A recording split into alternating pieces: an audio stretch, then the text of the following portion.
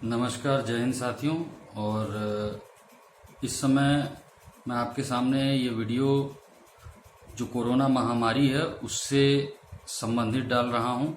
उसका कारण ये है कि हमारे देश में और मेरे शहर बनारस में भी लगातार कोरोना मरीजों की संख्या बढ़ती जा रही है और अब ये भयावह स्थिति पे पहुंच चुकी है। तो सरकारें तो अपने स्तर पर सोच रही हैं, काम करने का प्रयास कर रही हैं, लेकिन वो प्रयास कहीं सफल होते हुए नहीं नजर आ रहे हैं और मरीजों की संख्या में वृद्धि जो है वो एक्सपोनेंशियल है, बहुत ज़्यादा तेजी से वृद्धि हो रही है। इससे पहले अगर हम इसके बैकग्राउंड में जाएं, क्योंकि आगे वीडियो में मैं अपनी तरफ से इसके लिए कुछ उपाय भी सुझाऊंगा आपको कि सरकारों को और जिले के प्रशासन को क्या कदम उठाने चाहिए जिससे इस कोरोना महामारी के संक्रमण को फैलने से रोका जा सके। ये पूरी तरीके से मेरे निजी विचार हैं। अगर ये सरकार को पसंद आए, जिला प्रशासन को पसंद आए और ये सफल भी हो तो बिल्कुल इसे अप्लाई करें, क्योंकि हर एक जान इस समय कीमती है। बनारस की अगर मैं बात पर आऊं, बनारस को एक सैंपल के तौर पर मैं अगर लूं तो बनारस की आबादी अगर मैं कंपेयर करूं तो न्यूजीलैंड एक देश है, आप सभी ने सुना है, उसकी आबादी से बनारस की आबादी लगभग मिलती जुलती है। लेकिन न्यूजीलैंड और बनारस में अंतर क्या हो रहा है कि न्यूजीलैंड ने पूरी तरीके से कोरोना पर विजय प्राप्त कर ली है, जबकि बनारस के अंदर ये जो आंकड़ा है कोरोना का वो अब लगातार भारी मात्रा में बढ़ रहा है। दिन प्रतिदिन सैकड़ों या 200 या 300 के आंकड़े को मरीज लगातार पार कर रहे हैं। और बनारस जिला प्रशासन द्वारा शनिवार और रविवार को लगाया गया लॉकडाउन भी कहीं पर सफल होता हुआ नहीं नजर आ रहा है।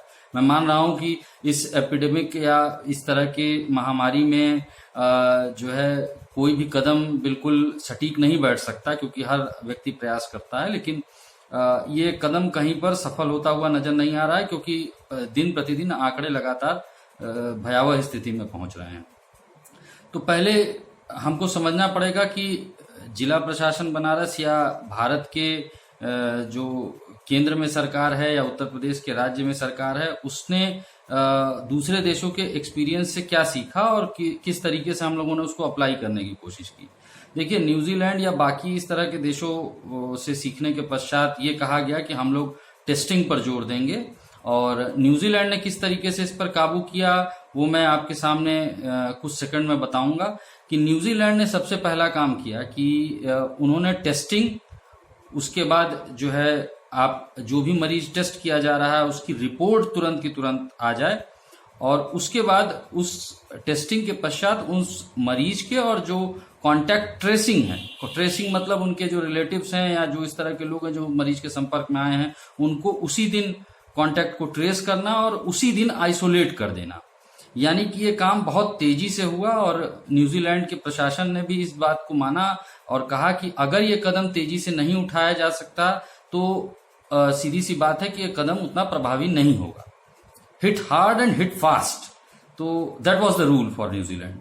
लेकिन यहां पर क्या स्थिति हुई, हमने टेस्टिंग पर जोर दिया, हम लगातार टेस्टिंग पर जोर दे रहे हैं, चाहे उत्तर प्रदेश के मुख्यमंत्री हो, जिलाधिकारी बनारस हो या देश के प्रधानमंत्री हो, सभी इस बात पर जोर दे रहे हैं कि टेस्टिंग जरूरी है, बिल्कुल जरूरी है। लेकिन जरा सा न्यूजीलैंड की व्यवस्थाओं को और अपनी व्यवस्थाओं को कंपेयर करिए। अगर मैं न्यूजीलैंड की जनसंख्या और बनारस की जनसंख्या को आपस में कंपेयर करते हुए ये बात कहूं कि न्यूजीलैंड में जिस तरीके से फास्ट टेस्टिंग, ट्रेसिंग और उसके बाद आइसोलेशन हुआ, यहां पर स्थिति ये हो रही है कि कभी कभी किन्हीं मरीजों के 10-10 दिन लग जा रहे हैं रिपोर्ट आने में। तो उस दौरान में वो मरीज भी संक्रमण फैला रहा है और उसके जो कॉन्टैक्ट्स हैं जो ट्रेस होने वाले थे वो भी संक्रमण फैला रहे हैं, और इस वजह से स्थिति लगातार भयावह होती जा रही है। बनारस में ही 8 से 9 हजार का बैकलॉग जो है टेस्टिंग पे चल रहा है, जिनकी रिपोर्ट लगातार नहीं दी जा पा रही है। इसका मतलब हमारा सिस्टम उतना न्यूजीलैंड की तरह चुस्त दुरुस्त नहीं है। तो फिर हमें क्या करना चाहिए, हम सोल्यूशन पर आते हैं कि इस तरह की समस्या तो आ रही है कि हम टेस्टिंग करने का भरपूर प्रयास कर रहे हैं और फिर भी हम बैकलॉग में चल रहे हैं और मरीजों का संक्रमण लगातार बढ़ रहा है। तो क्या पूरे बनारस या पूरे भारत को इतनी जल्दी टेस्ट किया जा सकेगा? नहीं। देखिए, प्रैक्टिकल होकर के बात करते हैं कि टेस्टिंग बिल्कुल जरूरी है और ये टेस्टिंग होती रहेगी और बहुत तेजी से करनी पड़ेगी, लेकिन जिस तेजी से इसे करने के पश्चात रिपोर्ट देनी चाहिए या और उसके बाद ट्रेसिंग करके लोगों को आइसोलेट करना चाहिए, वो आइसोलेशन वाली प्रक्रिया यहाँ पर धीमी है और इस वजह से फास्ट टेस्टिंग वाला जो प्रोसीजर है वो एप्लीकेबल नहीं हो पा रहा है, चाहे बनारस की बात करें चाहे भारत के अन्य जिलों की बात करें। तो इसका उपाय क्या है? इसके उपाय में हम लोग क्या क्या इसके लिए सुझा सकते हैं? देखिए, मेरा एक उपाय है और जिलाधिकारी बनारस इसे सुने। आप लोगों को अगर लगे कि इसको जिलाधिकारी बनारस तक पहुंचाना चाहिए और ये इस उपाय पर गहन मंथन विचार करके अगर ये अप्लाई किया जा सके, और इसमें त्रुटियां खामियां हो सकती हैं, बिल्कुल हो सकता है। मैं ये पूरी तरीके से मैंने निजी तौर पर काफी दिनों से सोच समझ करके कैलकुलेशंस करके ये बनाया है। तो मेरा उपाय ये है कि जो है सामान्य तौर पर 1 महीने में समस्या देखिए कहाँ आ रही है। समस्या यहाँ आ रही है कि लॉकडाउन एक पॉज बटन की तरह काम करता है। लॉकडाउन इस चीज को रोकने में सक्षम है, लेकिन लॉकडाउन कर नहीं सकते क्योंकि आर्थिक गतिविधियां हमारी पूरी तरीके से चरमरा जा रही हैं और जो है बिना आर्थिक गतिविधियों के लोग भुखमरी के कगार पर पहुंच जा रहे हैं। तो इसका सोल्यूशन क्या निकाला जाए? देखिए, अगर मैं सामान्य तौर पर 1 महीने में मैं जो है जनरल पहले 28 दिनों को लेता हूं। अगर हम 28 दिन, जब कोई कोरोना वायरस नहीं था, कोई संक्रमण इस तरह का नहीं फैलता, हम सामान्य तरीके से काम करते थे, तो 28 दिनों में अगर हम 9 बजे से 5 बजे तक के काम की बात करें तो सामान्य तौर पर 28 दिनों में 4 रविवार भी आपके पड़ जाते हैं और कम से कम 2 से 3, कभी कभी 4 भी छुट्टियां भी पड़ जाती हैं जो सरकारी छुट्टियां होती हैं। तो एवरेज तौर पर 28 दिनों में से जो वर्किंग डेज बचते हैं हमारे, तो मतलब 4 सप्ताहों को अगर मैं जोड़ लूं तो 4 सप्ताह में जो वर्किंग डेज हैं, 4 संडे निकाल दें 28 दिनों में से और 2 छुट्टियां भी अगर निकाल दें तो कुल मिलाकर के 22 हमारे पास वर्किंग डेज बचते हैं। और जब 22 वर्किंग डेज की अगर हम बात करें तो उन 22 दिनों में हम 9 से 5 काम करते हैं, जो सामान्य तौर पर 8 घंटे का होता है, और कुल मिलाकर के हम पूरे उन 22 दिनों में, यानी असल में 28 दिनों में, क्योंकि बाकी छुट्टियां हैं, 176 घंटे सामान्य तौर पर काम करते हैं। यानी 4 सप्ताहों में कुल मिलाकर के 176 घंटे की वर्किंग आवर्स हमारी है, वर्किंग हम करते हैं। अगर हम 14 दिन जनता को बता करके, वेल प्रिपेयर करके, पहले से सूचना दे करके, पहले 28 दिनों के पहले 2 सप्ताहों में 14 दिन लॉकडाउन करें, पूर्ण कंप्लीट लॉकडाउन। हाँ, एसेंशियल सर्विसेज जारी रहें, चाहे मेडिकल की दुकानें हों, दूध सब्जी इत्यादि, जिस तरीके से लॉकडाउन लगाया गया था वो प्रक्रिया जारी रहे, लेकिन पहले 14 दिन पूर्णतया संपूर्ण लॉकडाउन करें। 14 दिन लॉकडाउन करने के बाद हमारे पास बाकी 14 दिन जो बचते हैं, जो रिमेनिंग 14 डेज हैं, तो वो अगले जो 14 दिन हैं हम पूर्ण तौर पर पूरे बाजारों को लंबे अवधि के लिए खोलें। लंबे अवधि का मतलब है कि एक दिन में सामान्यतः अगर 9 से 5 बाजार खुल रहे हैं तो 9 से 5 के बजाय सुबह 8 बजे से लेकर रात के 8 बजे तक पूरी तरीके से बाजारों को खोल दिया जाए। यानी कि उन 14 दिनों में हम आर्थिक गतिविधियों पर ध्यान देंगे। उन 14 दिनों में हम अपने सिस्टम को, जो हमारे जो आर्थिक गतिविधियां रुकी हुई थी, उसका चक्का चलाएंगे और फिर नेक्स्ट 14 दिनों तक हम फिर वापस लॉकडाउन करें और ये प्रक्रिया जारी रहे। जिस दौरान हम 14 दिनों की बात कर रहे हैं, उस जब पूरे बाजार अपने पूरे समय के लिए, बल्कि ज्यादातर समय के लिए खोले जाएंगे, जैसे सुबह 8 बजे से रात के 8 बजे तक, तो उस दौरान कोई भी पाबंदी या कोई भी छुट्टी लागू ना हो। संडे को भी काम हो, कोई भी छुट्टी हो, कोई भी त्योहार हो, बीच में गुजर जाए, कोई बात नहीं है। जान से ज्यादा त्योहार कीमती नहीं है हमारे लिए। तो वो 14 दिन हम लगातार 12 घंटे के हिसाब से अगर हम काम करेंगे तो लगभग हम 168 घंटे हम काम कर सकते हैं।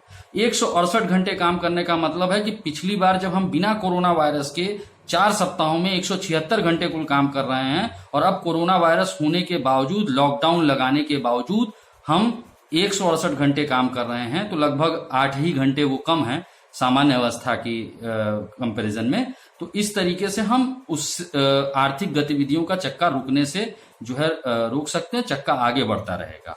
14 दिन का लॉकडाउन इसलिए जरूरी है क्योंकि कोरोना की चेन, पूरी दुनिया जानती है कि 14 दिन के लिए लॉकडाउन करके हम कोरोना की चेन को ब्रेक कर सकते हैं। जो मरीज जहां पर है या जो संक्रमण जहां पर फैला है, हम उसे वहीं पर रोकने की कोशिश कर सकते हैं। उससे प्रशासन को भी काफी मौका मिलेगा अपनी तैयारियां करने का, टेस्टिंग को बढ़ाने का, बाकी व्यवस्थाएं सुधारने का, क्योंकि व्यवस्थाओं में भी काफी कमियां सामने देखी जा रही हैं। तो सारी चीजों के लिए प्रशासन को उन 14 दिनों में काफी मौका रहेगा जिसमें वो तैयारियां भी कर सकते हैं। मैंने इसे 14-14 फॉर्मूला का नाम दिया है कि 14 दिन लॉकडाउन रहे और 14 दिन हम बढ़े हुए समय के साथ काम करें, यानी कि सुबह 8 बजे से लेकर के रात के 8 बजे तक 12 घंटे का समय हम दें, और इस प्रकार से हम कोशिश करके जो है इस कोरोना महामारी के संक्रमण को रोक सकते हैं। एक बात और कहना चाहूंगा, इसमें ऐड करना चाहूंगा कि एक कंटेनमेंट जोन का सिस्टम हटाना चाहिए। कंटेनमेंट जोन के बजाय कंटेनमेंट होम होना चाहिए, यानी कि अगर कोई मरीज, जैसे हमने होम आइसोलेशन की सुविधा दी है, तो वहां पूरी कॉलोनी को मत घेरिए। कॉलोनी को घेरने से क्या हो रहा है कि बाकी और लोगों को समस्याएं हो जा रही हैं, चोरी छुपे सब निकल रहे हैं, सबको पता है। लेकिन जो है आप जब पूरी कॉलोनी को बांस बल्ली से घेर दे रहे हैं, तो उस इलाके के लोगों में भी भय व्याप्त हो जा रहा है संक्रमण का। तो पहले समझना पड़ेगा कि हम सिर्फ घर को आइसोलेट करें। घर को आपको बांधना है, बांस बल्लियों से बांध दीजिए, दैट इज गुड, ठीक है। इसे संक्रमण रोकने के लिए ऐसे हमको सख्त तो कदम उठाने पड़ेंगे, लेकिन पूरे कॉलोनी को मत घेर दीजिए, कई घरों को उसमें शामिल मत कर दीजिए। तो कंटेनमेंट जोन के बजाय कंटेनमेंट होम के सिस्टम पर आप काम करिए।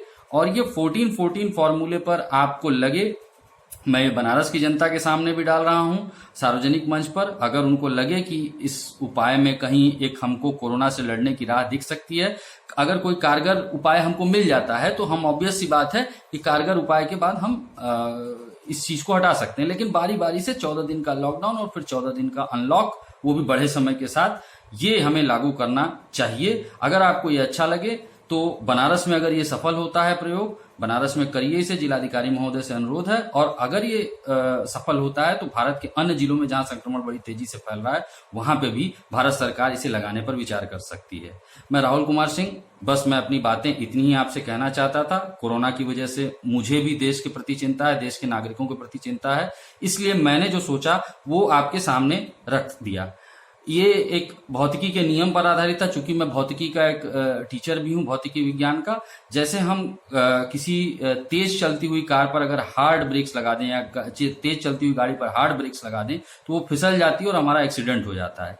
तो इसे हार्ड ब्रेक्स न लगा करके, बल्कि हम अगर रुक रुक करके बार बार ब्रेक लगाएं, रुक रुक करके ब्रेक लगाएं, ये गाड़ी चलाने वाले सभी जानते हैं, तो गाड़ी जल्दी रुक जाती है। कोशिश करिए कि हम लोग भी अपनी तरफ से विचार प्रस्तुत रहें, सरकार के पास उपाय भेजते रहें, और अगर ये उपाय कारगर हों तो बिल्कुल इसे अप्लाई करना चाहिए। धन्यवाद।